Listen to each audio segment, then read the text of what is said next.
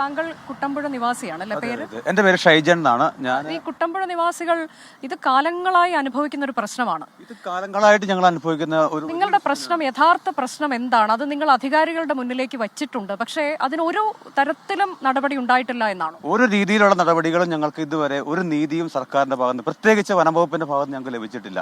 കാരണം കാലങ്ങളായി ഇവിടെ സിജിമോൻ സൂചിപ്പിച്ചതുപോലെ 2014 മുതൽ വന്യമൃഗശല്യത്താൽ വളരെ ആശങ്കയിലാണ് ഞങ്ങൾ ജീവിക്കുന്നത്. ഞങ്ങളുടെ കുട്ടികൾ രാവിലെ സ്കൂളിലോട്ട് പോകുന്നു, അവർ തിരിച്ചു വരുന്നത് വരെ ഞങ്ങൾക്ക് ആശങ്കയാണ്.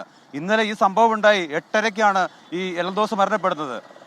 ആ നിമിഷം വരെ, ഈ നിമിഷം വരെ ഒരു പോളെ കണ്ണടയ്ക്കാതെ ഞങ്ങൾ എൽദോസിന് വേണ്ടിയിട്ട് ഞങ്ങൾ നിൽക്കുകയായിരുന്നു. കാരണം വളരെ വിഷമമുണ്ട്, വലിയ ആശങ്കയിലാണ് ഞങ്ങൾ നിൽക്കുന്നത്. കാരണം സർക്കാരിന്റെ ഉദ്യോഗസ്ഥരോ ഞങ്ങൾക്ക് വേണ്ടിയിട്ട് കണ്ണു തുറക്കുന്നില്ല. ഞങ്ങൾ ആവശ്യപ്പെടും, എന്തിനാണ് ഇങ്ങനെ വനംവകുപ്പ് മന്ത്രി രാജിവെക്കട്ടെ. അദ്ദേഹത്തിന് ഈ പണി ചെയ്യാൻ പറ്റില്ലെങ്കിൽ അദ്ദേഹം രാജിവെച്ച് പുറത്തേക്ക് പോകട്ടെ. ഇതിന് കഴിവുള്ള ആളുകൾ വേറെയുണ്ട്. അവർ സ്ഥിരമായി കാട്ടാനയുടെ സാന്നിധ്യമുള്ള ഇടമാണല്ലോ ഇതെല്ലാം. അവിടെ ഒരു വഴിവിളക്ക് പോലും ഇല്ല എന്ന് പറയുന്നത് എത്രത്തോളം ദൗർഭാഗ്യകരമാണ്. ഇതൊക്കെ ഞങ്ങൾ കാലങ്ങളായിട്ട് ആവശ്യപ്പെടുന്ന ഒരു കാര്യമാണ്. ഒരു വഴിവിളക്കില്ല. 6 മണിക്ക് ശേഷം ജനങ്ങൾക്ക് പുറത്തേക്ക് ഇറങ്ങുവാനോ അല്ലെങ്കിൽ സഞ്ചരിക്കുവാനോ ഉള്ള യാതൊരു നിയന്ത്രണങ്ങളും അവിടെ ഇല്ല. കാരണം വഴിവിളക്ക് ഉണ്ടെങ്കിൽ ഈ അപകടം ഇന്നലെ നടക്കില്ലായിരുന്നു. കാരണം പലവട്ടം ഞങ്ങൾ ആവശ്യപ്പെട്ടാണ് അവിടെ വഴിവിളക്ക് ഇടണമെന്ന്.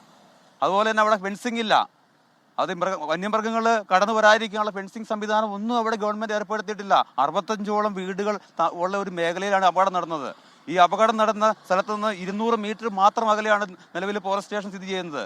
അവിടെ ഈ ആന നിൽപ്പുണ്ടെന്ന് 2-3 ആളുകൾ അവിടെ പറഞ്ഞതാണ്. സാറേ, അവിടെ ആന നിൽക്കുന്നുണ്ട്, അവിടെ ഒരിക്കൽ പോകുന്ന ആളുകളോടൊന്ന് പറയണം. അതുപോലും ഗൗനിക്കാൻ താല്പര്യമുള്ള ഒരു ഉദ്യോഗസ്ഥരല്ല ഇന്ന് അവിടെ നിൽക്കുന്നത്. എങ്ങനെയാണ് ഞങ്ങൾ ജീവിക്കുന്നത്? ഞങ്ങൾക്ക് ഇതിനൊരു കൃത്യമായ മറുപടി കിട്ടിയേ പറ്റൂ. ഈ ആന സ്ഥിരമായുള്ള ഇടമാണ്, ഫോറസ്റ്റ് സ്റ്റേഷന് തൊട്ടടുത്ത് വെച്ചാണ് ഈ അപകടം നടന്നതും. അപ്പൊ അവിടുത്തെ ഉദ്യോഗസ്ഥരൊക്കെ എന്ത് ചെയ്യുകയാണ്? ഉദ്യോഗസ്ഥർ അവിടെ ഉണ്ട്. ഉദ്യോഗസ്ഥർ ഞങ്ങൾക്കൊന്നും അറിയില്ല. അവർ പറഞ്ഞാൽ ഞങ്ങൾക്ക് ഡീസലില്ല, വാഹനത്തിന് ഡീസലില്ല, ഞങ്ങൾക്ക് അതിനുള്ള എക്വിപ്മെന്റ് ഇല്ല ആനയെ ഓടിക്കാൻ. അതാണ് അവർ പറയുന്ന ഒരു കാര്യം. എന്തിനാണ് സർക്കാർ ഇതെല്ലാം ചെയ്തു കൊടുക്കുന്നുണ്ട്? അതാണ് ഞങ്ങളുടെ ആശങ്ക. ഇതിനൊരു ശാശ്വതമായ പരിഹാരം കണ്ടേ മതിയാവൂ. അല്ലെങ്കിൽ ഞങ്ങൾ ശക്തമായ പ്രക്ഷോഭത്തിലേക്ക് തന്നെ പോകാനാണ് ഞങ്ങളുടെ നാട്ടുകാരുടെ തീരുമാനം. തീർച്ചയായിട്ടും ഞങ്ങൾ പ്രക്ഷോഭത്തിലേക്ക് തന്നെ ഇറങ്ങും. അതിനുവേണ്ടിയിട്ടുള്ള സംവിധാനങ്ങൾ ഗവൺമെന്റ് എത്രയും വേഗം ഞങ്ങൾക്ക് ഉണ്ടാക്കി തരണമെന്നാണ് ഈ അവസരത്തിൽ ഞങ്ങൾക്ക് പറയാനുള്ളത്.